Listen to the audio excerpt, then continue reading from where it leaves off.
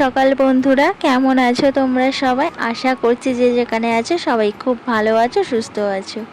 আর তোমাদের ভালোবাসা আমরাও কিন্তু খুবই ভালো আছি। আর সোমবার, ঘড়ির কাঁটাতে এখন 7টা বাজে। তো এখন থেকেই তোমাদের সবাইকে সঙ্গে নিয়ে আজকে আবার একটা নতুন ব্লগ শুরু করছি। আশা করছি আমার এই ব্লগ ভিডিওটা তোমাদের ভীষণই ভালো লাগবে। আজ সকালবেলায় উঠে আমাকে টিফিন করতে হয়নি, দাদাভাই বেরিয়ে গেছে, দাদাভাইয়ের একটা কাজ আছে বলে। তো আমি ভাবলাম তাহলে সংসারের কাজগুলো করে নিই। সকালবেলায় তো কোনো দিনই সুযোগ হয় না সংসারে আশেপাশে কাজ ছাড়ার, আগেই ঢুকে যেতে হয় রান্নাঘরে টিফিন বানাতে। তো আজকে যখন সময় পেয়েছি তাহলে সংসারের আশেপাশে কাজগুলো সেরে নিই। তাহলে চলো আজকে নিচের ঘর গোছানো দিয়ে ভিডিওটা শুরু করা যাক। তো দেখো, নিচের ঘরে বিছানাটা আমি ঝেড়ে সুন্দর করে গুছিয়ে নিয়েছি। এবার একে একে আমি বালিশগুলো সুন্দর করে জায়গাতে তুলে রাখছি। কাল রাতে না একটুও ঘুমাতে পারিনি, না আমি পেরেছি না আমার দুষ্টুটা পেরেছে। এত গরম, না গরমের জন্য রাত্রে কিছুতেই ঘুমানো যাচ্ছে না। দিনের বেলায় যেমন গরম, রাত্রে তেমন গরম। এত গরম পড়েছে, আমি তো মাঝে মাঝে কনফিউজ হয়ে যাচ্ছি, এটা কি মাস? এটা কি বৈশাখ জ্যৈষ্ঠ মাস, নাকি এটা আশ্বিন মাস? আশ্বিন মাসে এই সময়ের দিকে হালকা হালকা ঠান্ডা পড়ে যায়, আর এখন যা গরম, বৈশাখ জ্যৈষ্ঠ মাসের মতো গরম। হালকা হালকা ঠান্ডার তো কোনো কথাই নেই। তোমাদের ওদিকে কেমন গরম আছে? যারা যারা ভিডিওটা দেখছো কমেন্টস করে কিন্তু জানিও।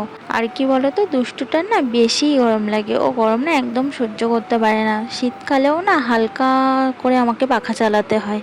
শুনলাম নিম্নচাপ হয়েছে, আজকাল থেকে বৃষ্টি শুরু হবে। বৃষ্টি হলেও না গরমের হাত থেকে বাঁচা যেত, যদিও বৃষ্টি হলে আমার একটু কষ্ট হয়, তবু গরমের হাত থেকে তো রেহাই পেতাম। যাই হোক, আমার নিচের ঘরে ঝাড় দেওয়াটা হয়ে গেলে আমার নিচের ঘরের কাজ পুরো কমপ্লিট। এবার আমি যাব ওপরের ঘরের কাজ করতে। ওপরের ঘরে আজকে আমার এখনও কিছু হয়নি, প্রথমে নিচের ঘর দিয়ে শুরু করেছি। তো এই দেখো চলে এলাম ওপরের ঘরে। এবার ওপরের ঘরে বিছানাটা গোছাবো, ঘর ঝাড় দেবো, তারপর আমার দুই ঘরেরই কাজ কমপ্লিট হবে। তো প্রথমেই দেখো আমি বিছানাটা গুছিয়ে নিচ্ছি, আর চাদরটা আমি সুন্দর করে ঠিক করে নিচ্ছি। যদিও রাত্রে শোয়া হয় না, তোমরা তো জানো এই বিছানাতে, তবুও না দুষ্টুটা উঠে লাফালাফি করে খেলাধুলো করে না, চাদরটা না হুটকে যায়। তো সকালবেলা ওই জন্য একেবারে চাদরটা ঠিক করে আমি একটু ঝেড়ে নিই। তো বিছানাটা দেখো, চাদরটা টান টান করে পেতে আমি বালিশগুলো সুন্দর করে সাজিয়ে দিচ্ছি। তারপরে ঘরটা ভালো করে ঝাড় দিয়ে নেবো। আর বেলা কিন্তু অনেকটাই ছোট হয়ে গেছে, বেলার সাথে কিন্তু এখন তাল মিলিয়ে কাজ করা খুবই কঠিন হয়ে যাচ্ছে। একদম পেরে ওঠা যাচ্ছে না বেলার সাথে, কারণ অনেকটাই ছোট হয়ে গেছে বেলা। আগে 7টার দিকে গিয়ে সন্ধে হতো, আর এখন কিন্তু লক্ষ্য করে দেখবে 6টার মধ্যে সন্ধ্যা হয়ে যাচ্ছে, অনেকটাই কমে গেছে বেলা। তো কাজগুলোও না করতে করতে সময়টা খুব তাড়াতাড়ি যেন চলে যাচ্ছে।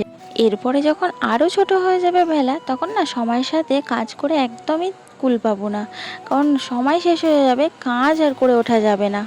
তো যাই হোক, এই দেখো আমার বেসিনে অনেকগুলো বাসন ছিল, সেই বাসনগুলো আমি সব মাজা ধাওয়া করে নিলাম, নিয়ে ঝুড়িতে থালা, মানে বড় বড় যে বাসনগুলো, ডেচকি, এগুলো আমি উবুর করে দিলাম। আর এই চা খাওয়ার কাপ, রুটির হটপট, এগুলো আমি জানলাতেই উবুর করে দিই।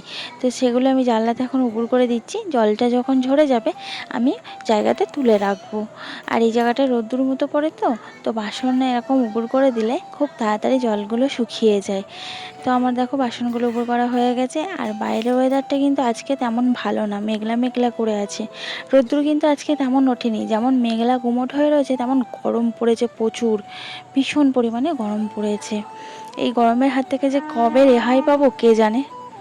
তোমরা তো দেখলেই সমস্ত কাজকর্ম আমি গোছালাম, ওপর নিচের গুছিয়ে স্নান করলাম। অল্প কটা জামা কাপড় ছিল, সেগুলো কাচা ধোয়া করে সাজুগুজু করে বেরিয়ে পড়েছি। এই যে দুষ্টাকে আনতে যাচ্ছি, তো রাস্তা দিয়ে হাঁটছি।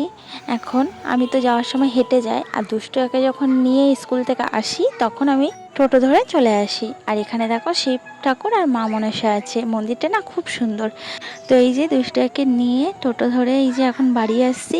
এই যে দুষ্টুকে স্কুল থেকে নিতে আসি বলে তোমাদের দাদাভাই আমাকে 20 টাকা করে দেয়, আসার 10 টাকা আর যাওয়ার 10 টাকা টোটো ভাড়া।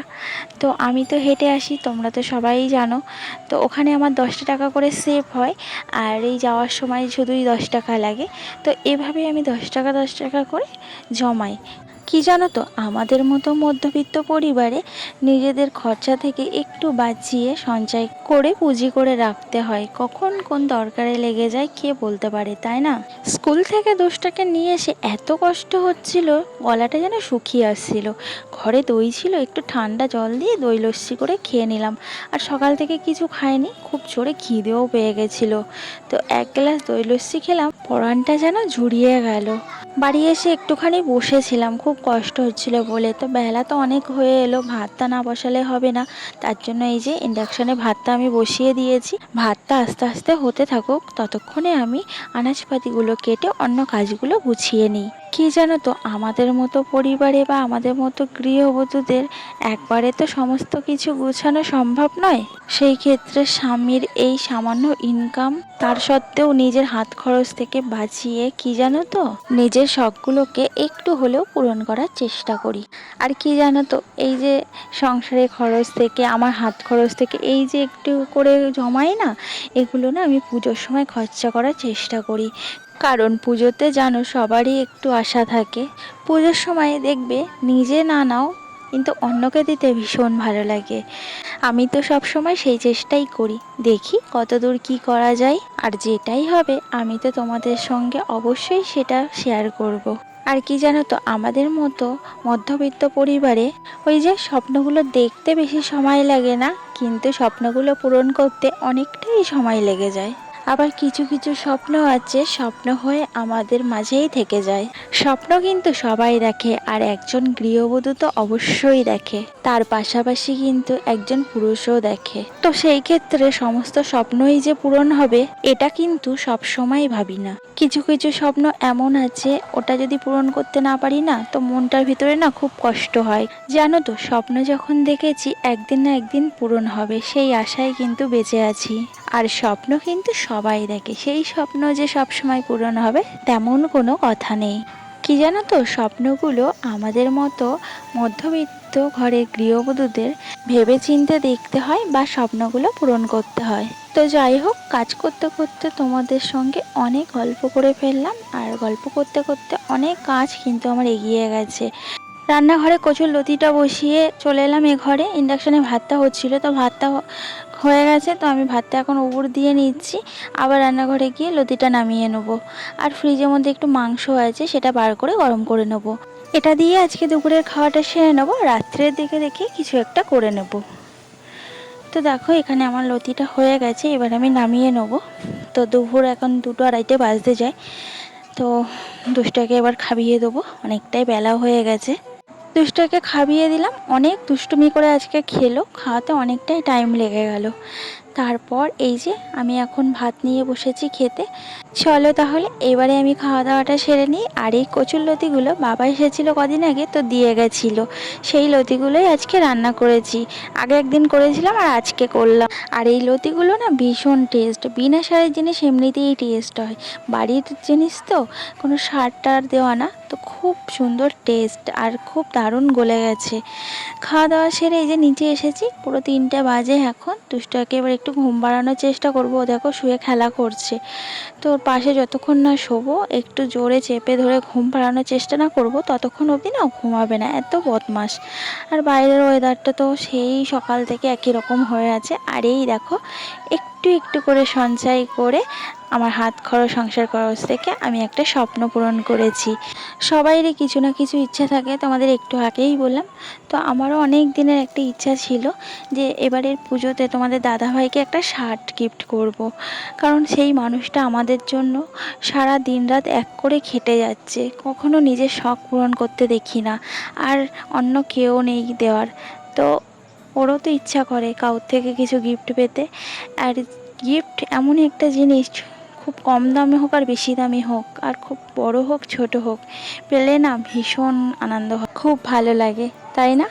তো এই শার্টটা অনলাইনে অর্ডার করেছিলাম, তো শার্টটা আজকে এসেছে।